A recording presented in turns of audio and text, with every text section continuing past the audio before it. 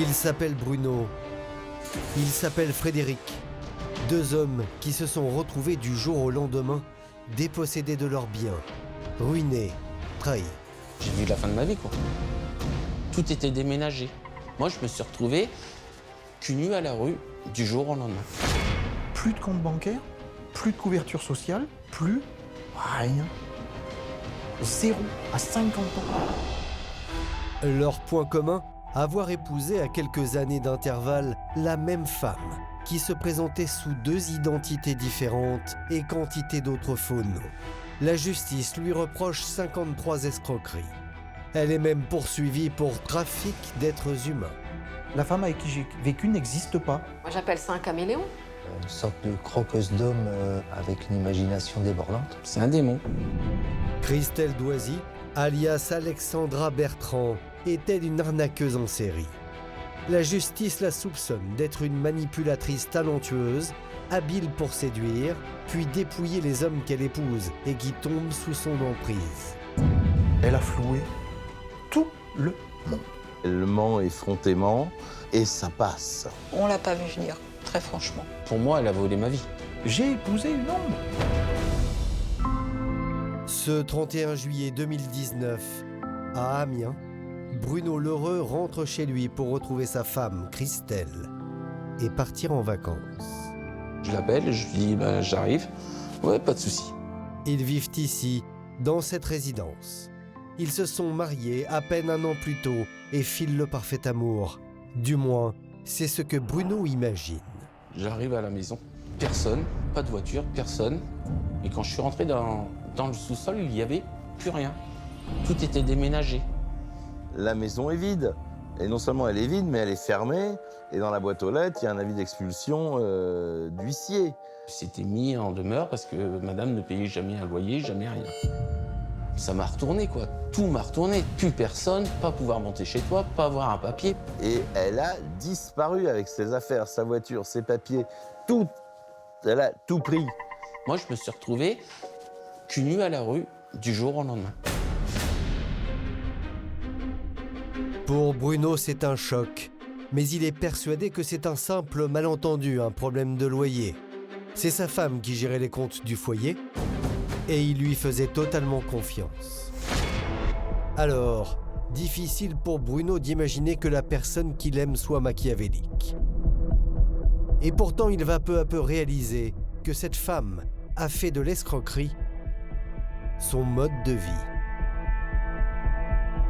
Elle s'est servie de mon compte, elle s'est servie de tout, de faire jusque des chèques sans provision, mais surtout des crédits à la consommation, qu'on découvre tout par la suite, quoi. Elle est très forte, très très forte. Bruno l'intéresse aussi parce que Bruno a une vie stable, saine. C'est quelqu'un qui peut faire des crédits à la consommation.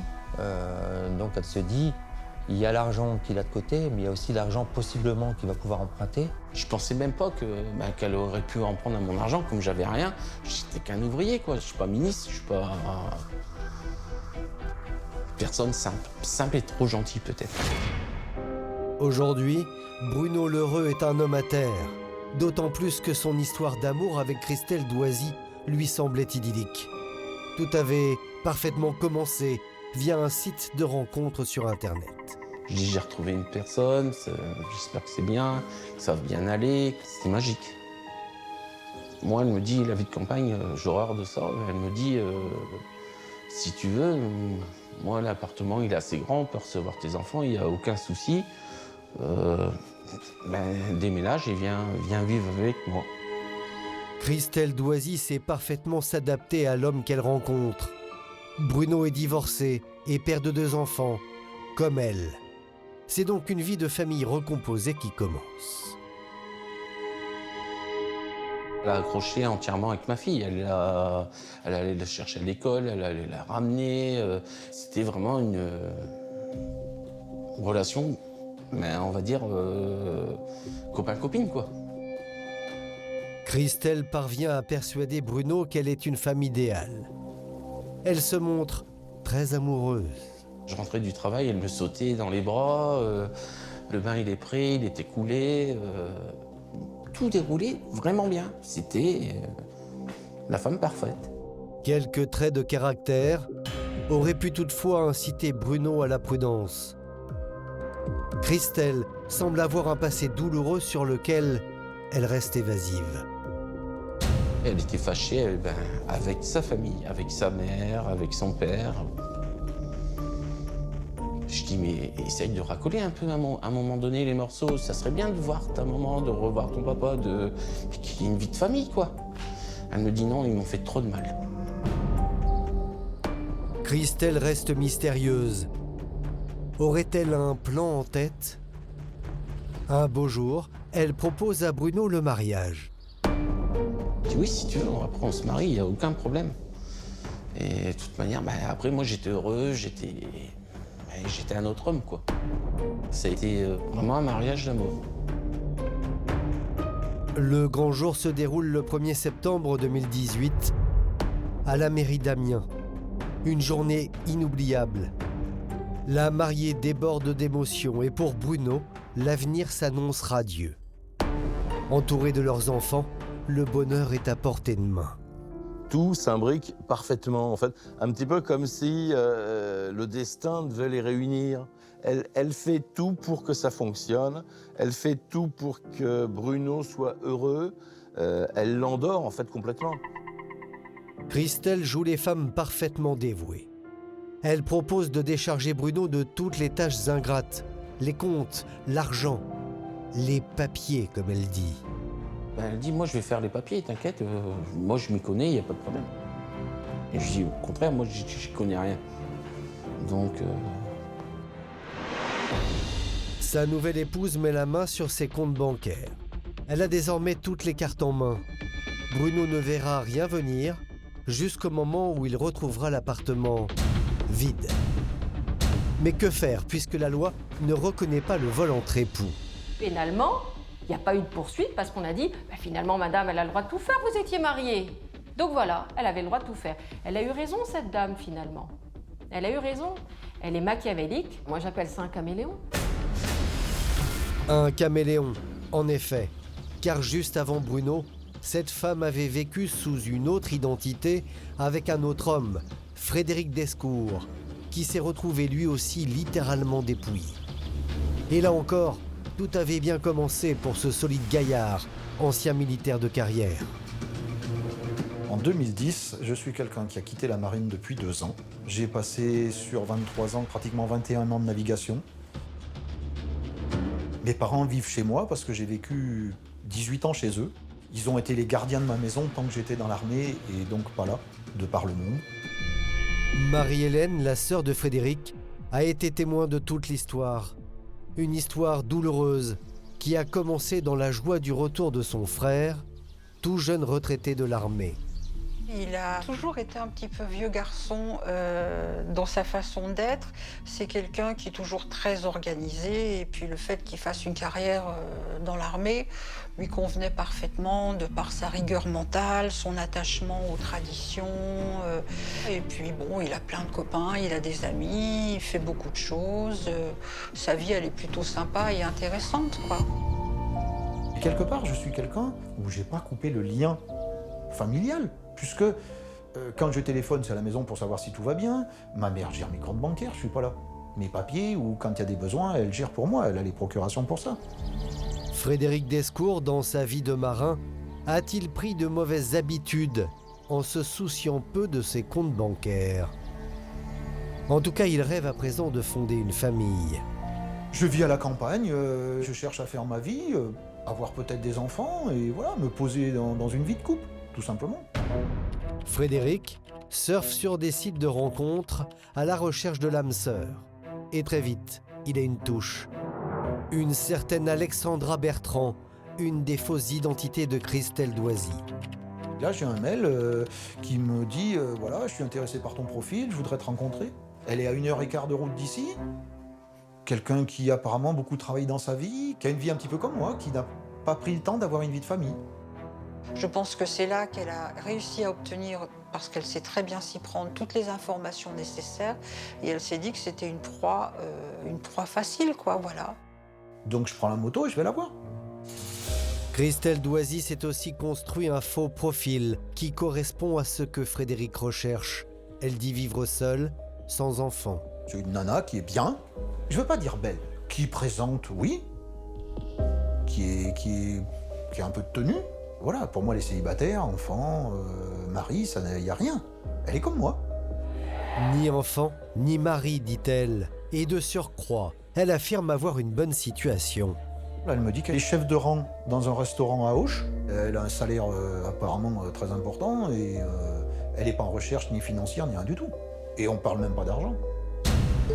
À peine 3 semaines après leurs premiers échanges, Alexandra veut s'installer chez Frédéric et elle est prête à tout, y compris faire disparaître sa situation professionnelle. Un jour, je reçois un coup de téléphone.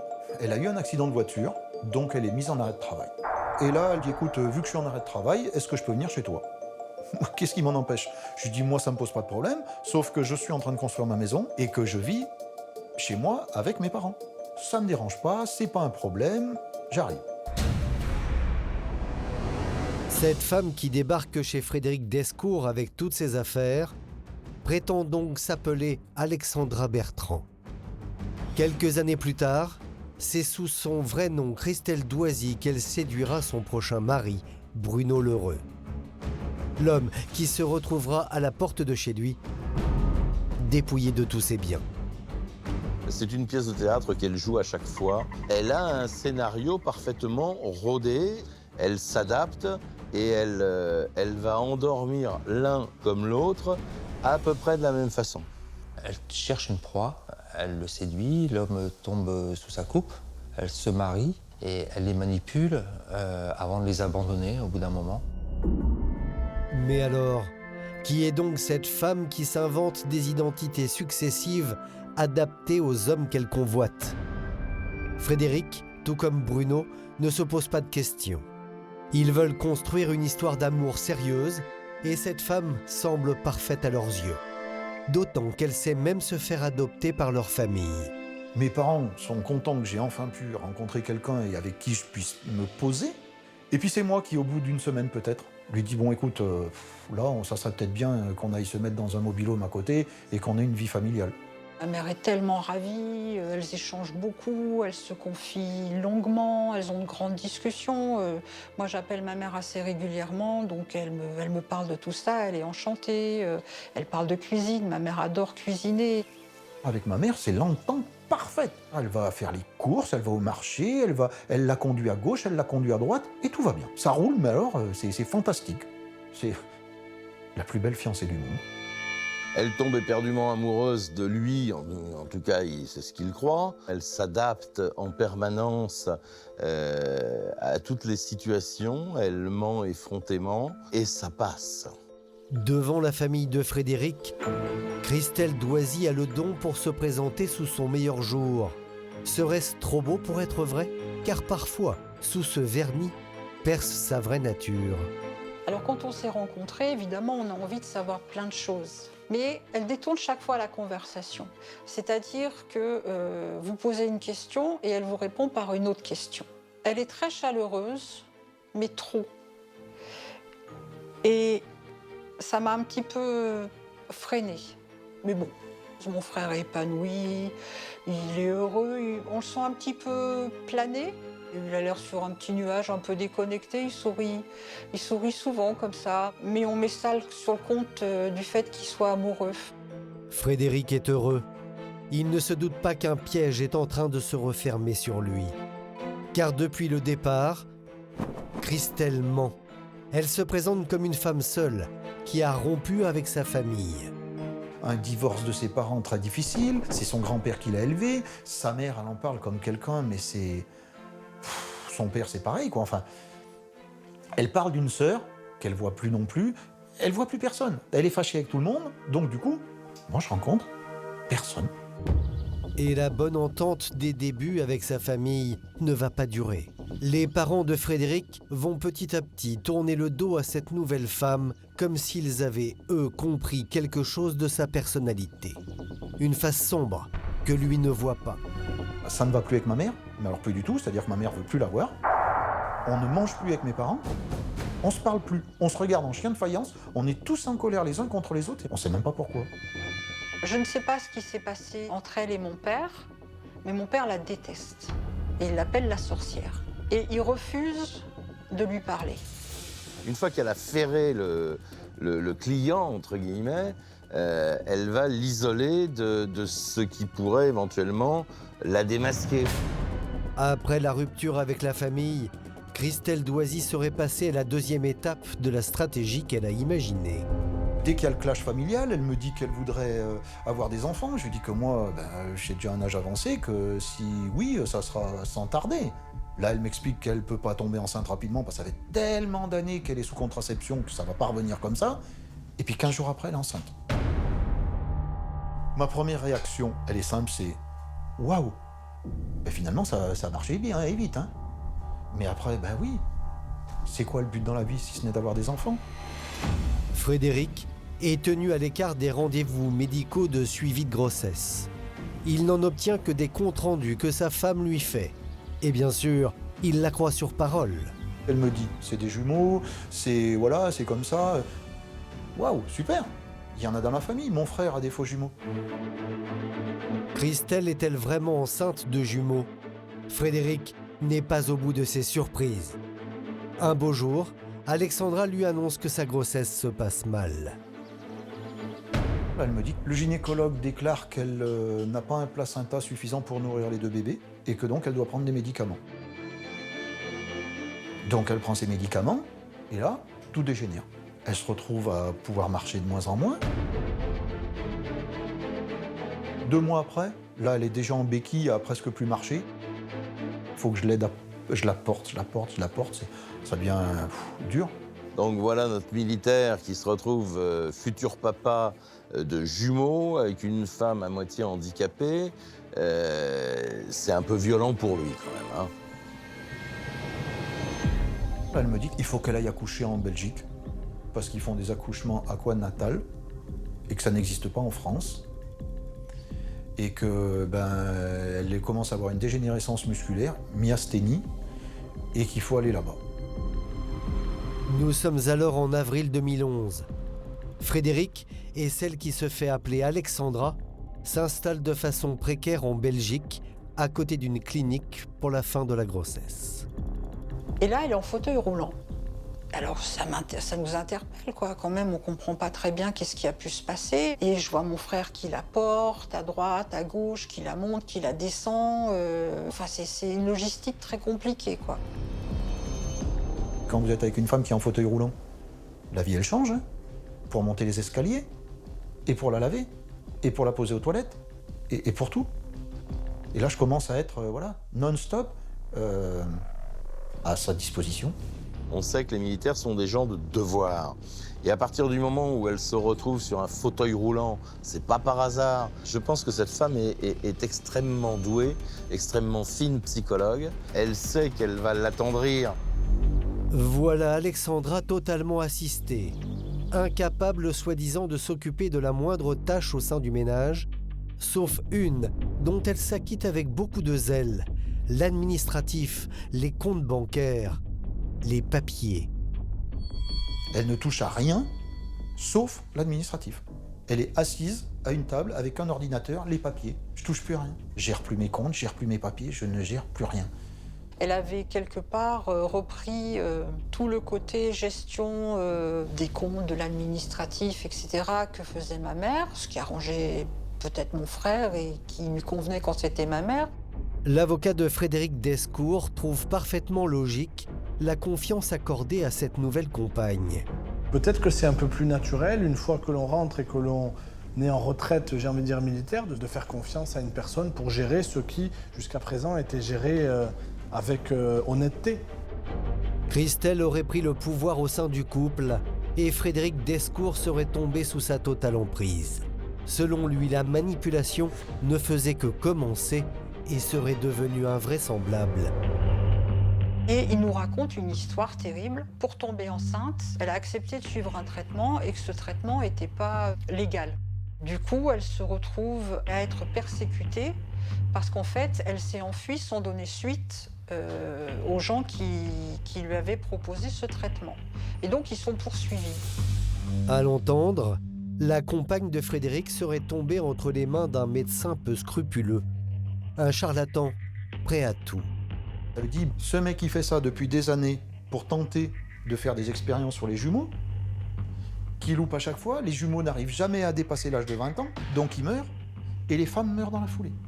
Alors on lui dit, mais attends, enfin quand même, c'est énorme comme histoire. Et puis là, elle se met à pleurer, à crier.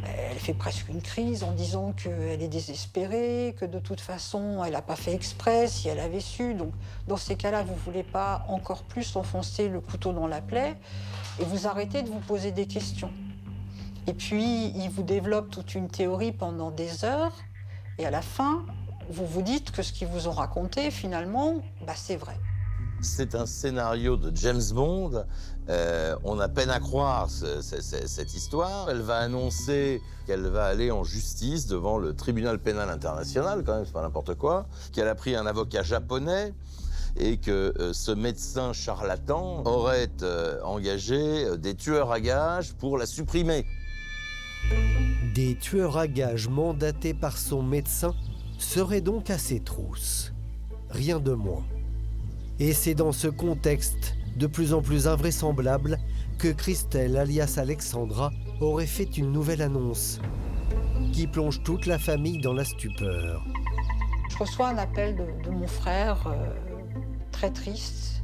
Et là, il m'annonce que Alexandra a fait une chute et elle avait perdu un bébé. C'est terrible la perte d'un bébé. Moi, j'ai jamais vécu ça. Jamais. Je suis effaré. Je fais. Qu'est-ce qu'il faut faire pour la consoler? Qu'est-ce qu'il faut faire pour l'aider? Elle est complètement isolée. Et je dirais que déjà, elle me fait ressentir ça. Peut-être que c'est de ma faute, parce que je lui ai dit de prendre ses médicaments. Est-ce parce qu'il se sent coupable? Frédéric raconte qu'il ne lui refuse plus rien. Il dit oui à tout. Christelle lui parle alors de mariage, mais pas n'importe où, loin de France.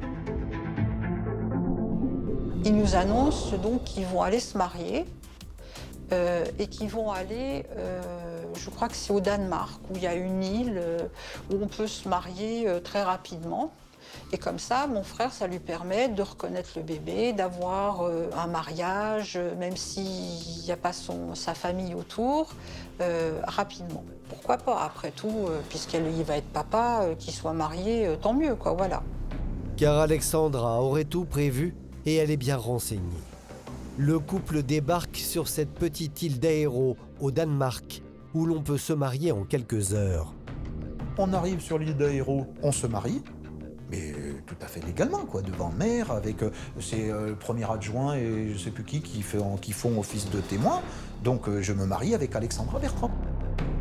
Personne ne s'est aperçu que Alexandra Bertrand n'existait pas. Elle réussit à séduire ces hommes, à en faire ce qu'elle veut, à les épouser, à les éloigner de leurs amis, de leur famille, à couper les liens. Ça demande un certain talent. Le 14 juin 2011, Christelle, alias Alexandra, met au monde un garçon. Elle est en fauteuil toujours, et c'est mon frère qui se charge intégralement du bébé. Qui le change, qui le nourrit, qui le lave, tatati, et elle donne des ordres. Déplace-moi ci, achète-moi ça, il me faut ci, il me faut ça. Ça commence à me déranger fortement. La sœur de Frédéric se rend bien compte que la vie de son frère est en train de basculer. Un jour, Alexandra aurait annoncé à Frédéric qu'elle venait de recevoir un appel de son avocat. Les fameux tueurs auraient retrouvé sa trace. Frédéric ne la questionne pas, il suit. Elle me dit, l'avocat international dit qu'il faut qu'on parte à l'étranger parce que là ça chauffe trop pour nous, que ça va péter, et là il faut qu'on parte à l'étranger. Moi, j'ai jamais été confronté à ça. C'est pas parce que j'ai été militaire que je sais gérer une situation comme ça. Je fais juste front à dire maintenant, quel est mon rôle? Protéger mon fils, ma femme, essayer d'avancer à tout prix. Il m'appelle et il me dit, écoute, voilà, ça va pas du tout. C'est très compliqué, on est vraiment en danger. Il faut qu'on parte.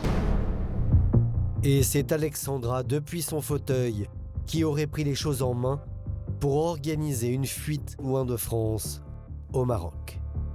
Frédéric, en bon soldat, aurait obéi. Voici les photos de ce jour d'octobre 2011 où il fait venir des amis pour organiser en toute hâte leur déménagement.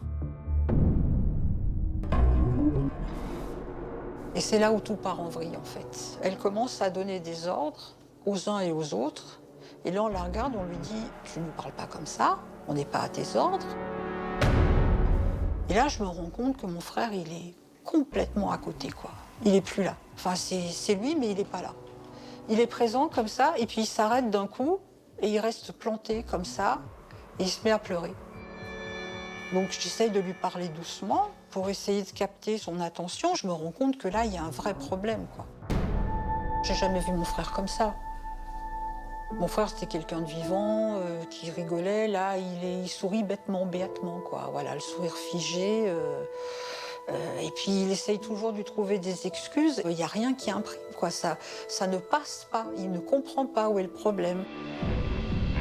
Sur cette vidéo filmée le soir du déménagement, tout semble normal. Frédéric remercie chaleureusement ses amis venus l'aider. Mais ces images sont trompeuses. Alexandra, dans son fauteuil, peut avoir le sourire. Elle réussit à isoler définitivement Frédéric. À compter de ce jour, lorsqu'il faudra le joindre d'urgence pour lui annoncer une terrible nouvelle, Frédéric Descours sera injoignable. On n'arrive pas à le joindre, on ne sait pas trop où il est. Et à un moment donné, ça décroche. Et c'est elle qui décroche. Et là, je lui dis, Alexandra, bonjour, c'est Marie-Hélène, j'ai besoin de parler à Fred, c'est très grave et très urgent. Et elle me dit, ah bah écoute, il est avec le bébé, là, je peux pas te le passer tout de suite, mais il te rappelle dès qu'il a fini, dans les 5 minutes. 10 minutes, un quart d'heure, une demi-heure. Je commence à rappeler, et là, cette fois-ci, on ne pouvait plus laisser de message. Si Marie-Hélène cherche à joindre son frère à tout prix, c'est pour lui annoncer le décès de leur mère. Donc quand ma sœur aînée a rappelé, le téléphone était coupé. Et il n'a jamais été rallumé.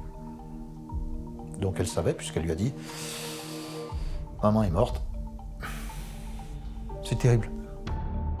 Je dois dire que je suis extrêmement touchée et même blessée parce qu'il n'a pas pu assister aux funérailles de sa mère, quoi.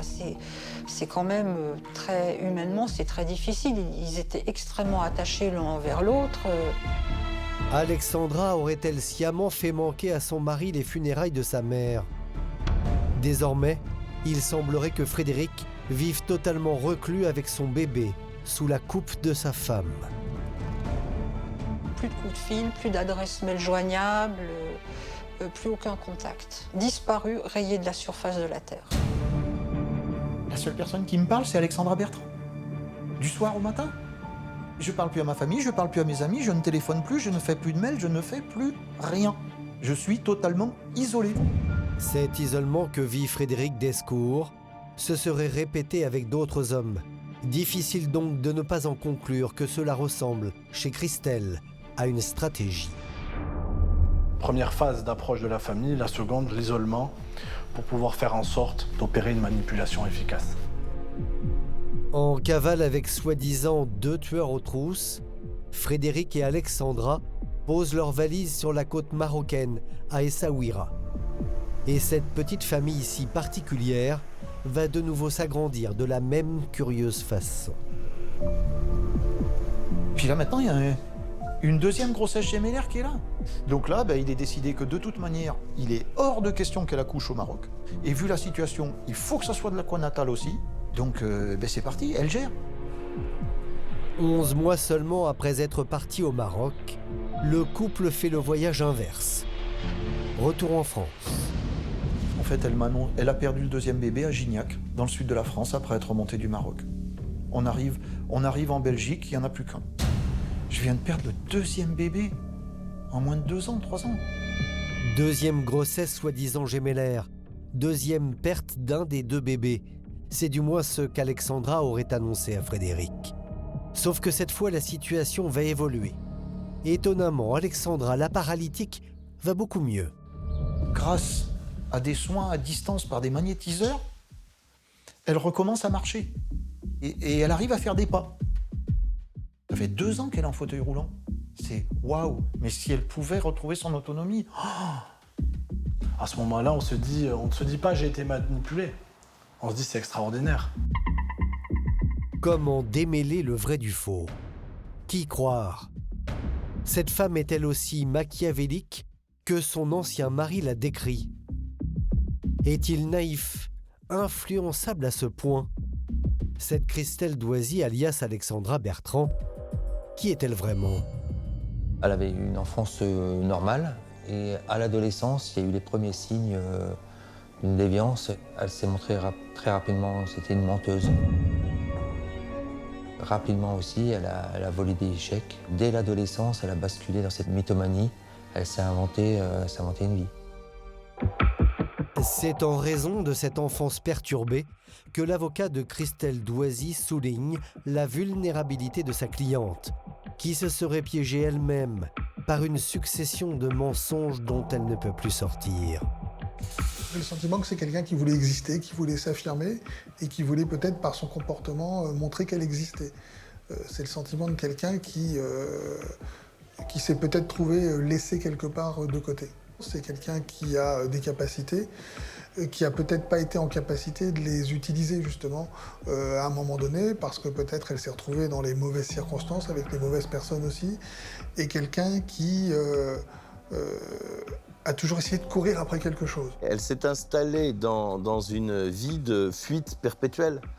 C'est Attrape-moi si tu peux, le fameux film de Spielberg. C'est son mode de fonctionnement, c'est son mode de vie, elle n'en connaît pas d'autre. Depuis leur retour du Maroc, la cavale s'accélère. Christelle, alias Alexandra à la bougeotte, les petites arnaques et les loyers impayés se multiplient. En fait, le problème, c'est qu'il faut qu'on bouge régulièrement. Donc, on prend de petite location en petite location. 3 semaines, 4 semaines, 1 semaine, c'est au gré. C'est facile de louer une maison de vacances. On ne demande pas beaucoup de papiers. Et Alexandra Bertrand, elle le sait très bien, ça. Puisqu'elle tape que là-dedans. C'est pour ça qu'on fait saute. Et puis à force, on fait France, Belgique, France, etc. Ils sont restés en France, en Belgique, à vivre cette vie très bizarre, à rester 1 mois à un endroit, 2 mois à un autre, 2 semaines dans cette maison. Enfin, il n'y a rien de logique en fait. On ne sait pas du tout, on ne comprend pas ce qu'elle recherchait. Chaque moment, chaque étape de ce parcours paraît invraisemblable. Comment cet ancien militaire, décrit comme solide, sérieux, peut-il s'être laissé manipuler comme il le raconte? Comme s'il était la faible victime d'une femme toute puissante. Qu'est-ce qui fait qu'une femme arrive à me faire plier? Comment elle a fait? Qu'est-ce qu'elle a trouvé chez moi qui m'a... Ping, elle a réussi à me manipuler, voilà, tout simplement. Il y croit parce que le phénomène de manipulation en amont est très bien marqué. Et donc lui, à ce stade-là, il n'a pas de raison légitime de douter. Christelle, alias Alexandra, aurait semé la graine de la peur. Les tueurs se rapprochent, lui aurait-elle dit. Et Frédéric l'aurait encore cru. Là, on commence vraiment à courir parce qu'on a les tueurs aux fesses. On a quitté plusieurs endroits où on part à 5h du matin parce qu'ils arrivent. Et on est sur la route, elle reçoit un coup de téléphone. Qui lui dit « Super, vous avez réussi à partir à temps, ils viennent d'arriver, là c'est le sketch, mais vous n'êtes plus là. » Là, pour moi, je suis dans l'histoire. Je ne vis que pour ça. Et avec ça. En fait, le mensonge, plus c'est gros, plus on y croit. Et si on l'amène bien, on peut vous faire croire n'importe quoi. Qui va gober un tel baratin? Eh bien lui, apparemment, le gobe sans difficulté. Ça veut évidemment dire qu'elle est extrêmement forte. Et bien aujourd'hui, avec le recul, je me dis, mais pourquoi j'ai pas réagi à tout ça? Frédéric Descours est-il seulement sous emprise ou devient-il le complice des mensonges de Christelle Doisy? Ce tourbillon les emporte tous les deux. Je crois qu'à partir du moment où on commence à fuir quelque chose, Il n'y a plus vraiment de règles, il n'y a plus vraiment d'explications. Je crois qu'on s'auto-alimente tout simplement et on est dans une fuite en avant qui fait qu'après, il n'y a plus de cohérence à ce qui se passe. C'est pas quelqu'un qui, comme certains escrocs de haut vol, va s'acheter des voitures, va s'acheter des voyages extraordinaires, va vivre dans des palaces. C'est quelqu'un qui vit une vie au quotidien et qui, avec ce qu'elle a réussi à faire, permet de faire vivre sa famille, ni plus ni moins. Au cours de cette vie de nomade, avec une cinquantaine de déménagements en 5 ans pour éviter les poursuites, Christelle Doisy va donner à ses escroqueries une toute autre ampleur. Car elle aurait un projet ambitieux, s'exiler au Panama pour y ouvrir un haras avec hôtel. Il faut fabriquer un business plan pour monter un complexe hôtelier, puisqu'Alexandra Bertrand, elle est cuisinière, responsable d'hôtellerie, donc tout ça elle connaît, et elle a fait ses études là-dedans. Première étape de ce rêve d'Eldorado au Panama, la très habile manipulation de leur babysitter, Laurane, jeune fille belge, au pair, passionnée d'équitation, à peine majeure. Et lorsque cette jeune fille entend parler de cette histoire-là, c'est quelque chose qui l'attire. De vivre cette vie complètement exotique, et donc elle s'inscrit dans le projet. Voilà, c'est comme ça que ça commence. Cette jeune fille au pair, Laurane, va perdre tout repère au contact du couple. Son portable aurait été confisqué. Elle aurait été isolée de sa famille. Elle entre à son tour dans cette vie de mensonge avec faux noms et changement d'apparence physique. Christelle, alias Alexandra, lui aurait teint les cheveux et forcé à suivre des régimes.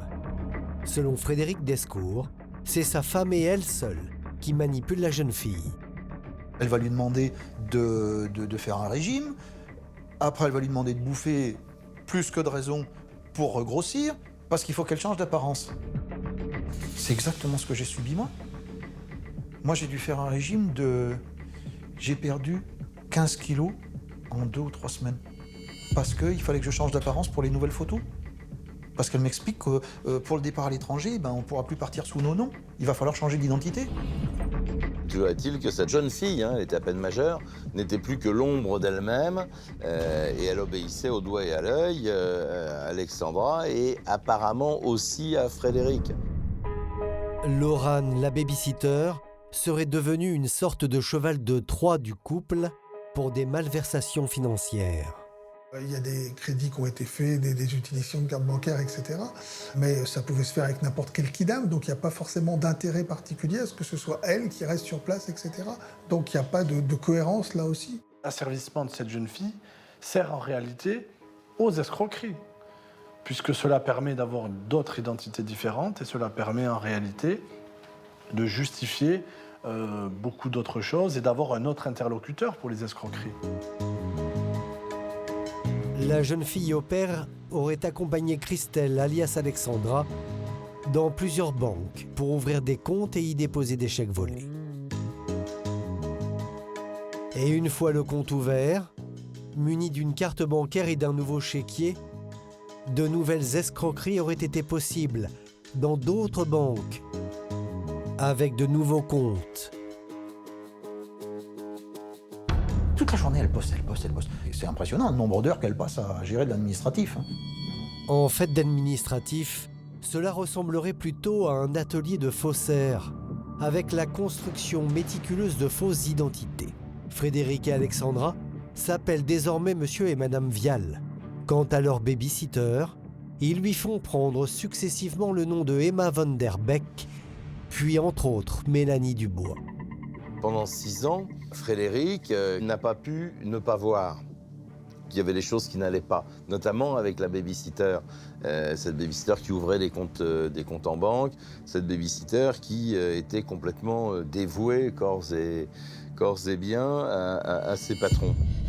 Cette étrange épopée sous le faux nom de Monsieur et Madame Vial va s'achever dans le département de la Somme, où les plaintes s'accumulent. Et les gendarmes découvrent alors l'ampleur des arnaques.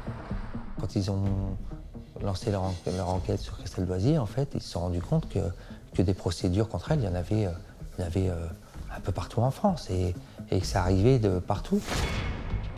La cavale va prendre fin le jeudi 10 mars 2016 lorsqu'un groupe armé frappe brutalement à leur porte au petit matin. Des coups, mais énormes. Et là, je me réveille, j'entends taper comme ça. J'ai dit, ils sont en train de tirer sur la porte. Je me rappelle, j'ai regardé Alexandra.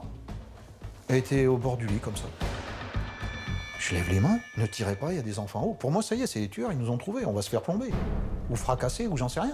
Là, c'est fini, quoi. On a bien joué, c'est fini. Et là, j'en vois un qui se tourne.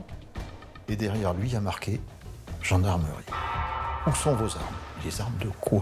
Vous êtes un ancien militaire, vous êtes présumé armé et dangereux. Et dans l'interrogatoire qui commence alors, Frédéric Descours affirme aujourd'hui être allé de surprise en surprise. Monsieur, quel est votre vrai nom?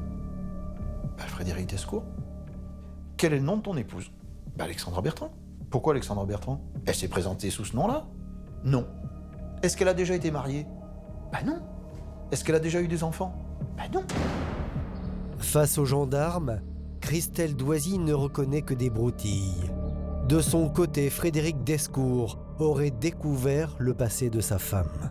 Et là, je découvre que la femme avec qui me fait courir, finalement, depuis 6 ans, c'est pas son identité. La femme qui existe n'a pas ce nom, n'a pas cette vie, n'a pas cette famille, n'a rien. Était déjà mariée, a déjà un enfant.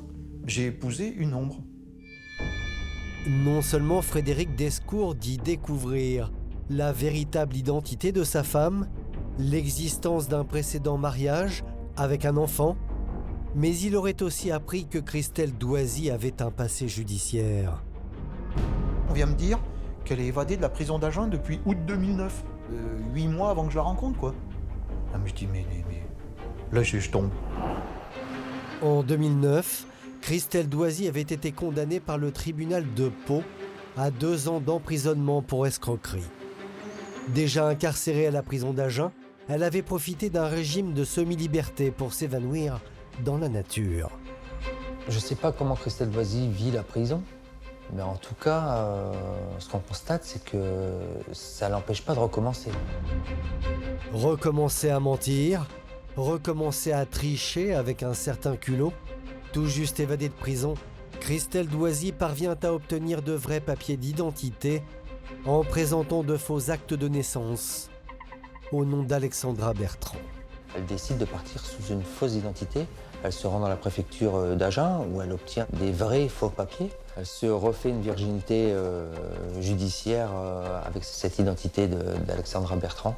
Elle se savait recherchée sous sa véritable identité, donc là, ça lui permet de retrouver une nouvelle vie plus sereine et de partir dans une aventure incroyable avec ce nouveau mari.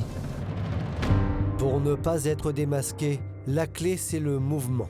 Aller plus vite que la machine administrative, tout en connaissant parfaitement ses rouages. Et là, l'intelligence de faire en sorte que les informations ne puissent pas se recouper. Donc c'est ça sa grande force.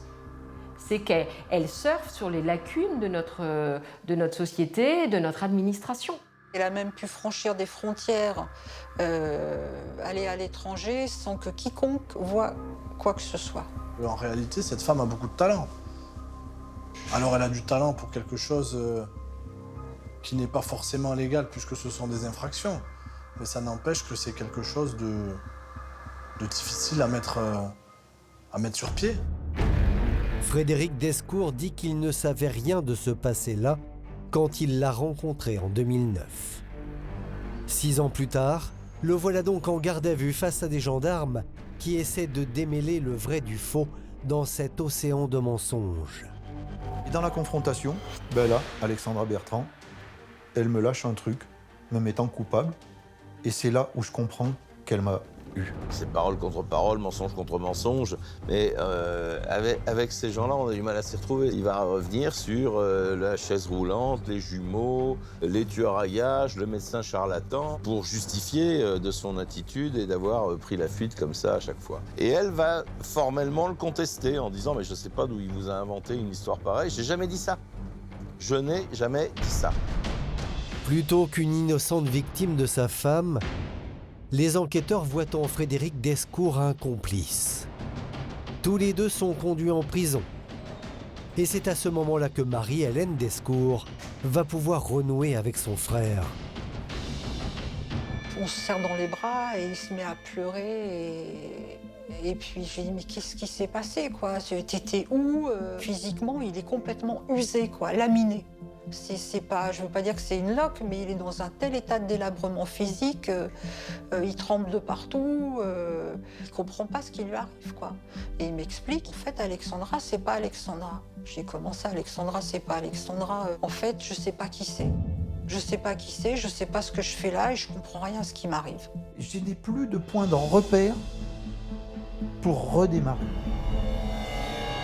Après un an d'incarcération, tous les deux sont libérés sous contrôle judiciaire en attendant leur procès. Connaîtra-t-on alors la vérité de cette femme mystérieuse aux multiples identités, aux maris successifs, ruinés? Ce lundi 15 mai 2023, au tribunal d'Amiens, lorsque s'ouvre ce procès atypique, Christelle Doisy et Frédéric Descours sont attendus avec impatience. Christelle Doisy assume sa responsabilité dans la plupart des faits qui lui sont reprochés. Toutes les escroqueries ne sont absolument pas contestées. Elle explique tout simplement qu'ils se sont laissés enfermer dans une spirale au terme de laquelle il fallait de l'argent pour vivre au quotidien et que cet argent-là, on l'a utilisé, on l'a trouvé en tous les cas de manière illégale. Moi, j'ai face à moi une femme qui entend assumer sa responsabilité, une femme qui entend solder les comptes. Frédéric Descours, lui, se dit victime de son épouse, mais la justice le voit comme complice, co-auteur des multiples escroqueries. Il veut se présenter de la sorte. Il a presque dit tout au long de l'instruction qu'il était victime de ce qui s'est passé. Force est de constater qu'il fait l'objet d'un renvoi devant le tribunal correctionnel en qualité d'auteur. Il n'y en a pas un qui sera au banc des parties civiles et l'autre qui sera au banc à la barre des prévenus. Non, ils sont côte à côte prévenus. 53 infractions sont reprochées à Christelle Doisy, 42 à Frédéric Descours. Mais il n'y a pas que des escroqueries à répétition. Ce qui est aussi reproché aux deux époux est plus grave. Il s'agit du traitement qu'ils auraient infligé à leur jeune fille au père, Laurane, qui est sortie de leurs griffes. Des faits qualifiés pénalement de traite des êtres humains, passibles de 7 années d'emprisonnement. Selon l'article 225 alinéa 4 du Code pénal, la traite des êtres humains est le fait de recruter une personne, de l'héberger ou de l'accueillir à des fins d'exploitation. Quand on interroge Laurane, elle dit que les deux étaient présents, les deux étaient actifs, et voire par certains côtés que M. Descours était peut-être plus actif que Mme Doisy.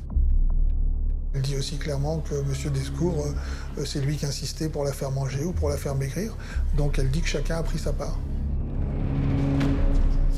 Dans la salle d'audience, deux hommes se saluent. Frédéric Descours et Bruno Lheureux, les deux maris successifs de Christelle Doisy. L'un est sur le banc des prévenus, l'autre demande justice. Et pourtant, ils se sentent exactement dans la même situation. Elle choisit ses victimes. Elle prend des gens qui sont fragiles sentimentalement. Cette femme a abusé de deux hommes, ça arrive pas souvent. On n'arrive pas en réalité à concevoir l'idée que cet homme fort serait victime. C'est quelque chose qui, intellectuellement et même judiciairement, ne se pose jamais.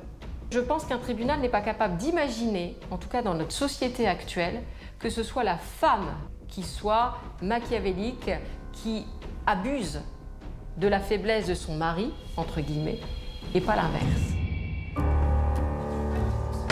Lorsque les magistrats s'installent et que l'audience s'ouvre, reste une question en suspens. Où est Christelle Doisy ? Où est la principale intéressée ? Sur le banc des prévenus, personne. À la barre, personne.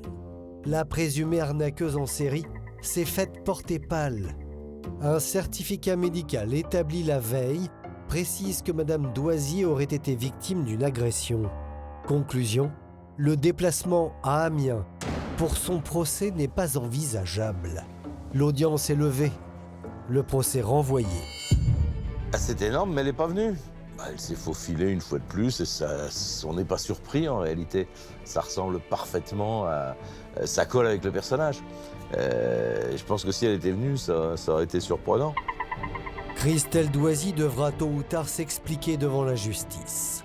Elle est la seule détentrice de ces mystères.